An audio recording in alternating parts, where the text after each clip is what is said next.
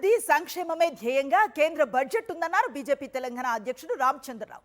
బడ్జెట్తో సాధారణ ప్రజలకు ఎలాంటి నష్టం లేదన్నారు. ప్రతిపక్షాలు కేవలం బురద చల్లే ప్రయత్నం చేస్తున్నాయన్నారు. కేంద్ర ప్రభుత్వ బడ్జెట్లో అన్ని పథకాల్లో తెలంగాణకు వాటా ఉంటుందన్నారు.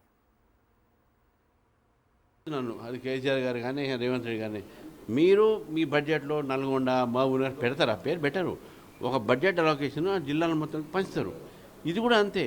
ఇటు అగ్రికల్చర్ మార్కెట్ అయితే ఏంది, లైఫ్ స్టాక్ పౌల్ట్రీ అయితే ఏంది, ఇవన్నీ కూడా ఈరోజు బడ్జెట్లో ఉన్నాయి. కాబట్టి కేవలం రాజకీయ విమర్శలు మాత్రంగానే ఏ సామాన్యుడి మీద అధిక భారం లేదు, పన్నులు పెరగట్లేదు, ఎక్కడ కూడా సామాన్యుడికి నష్టం జరగట్లేదు.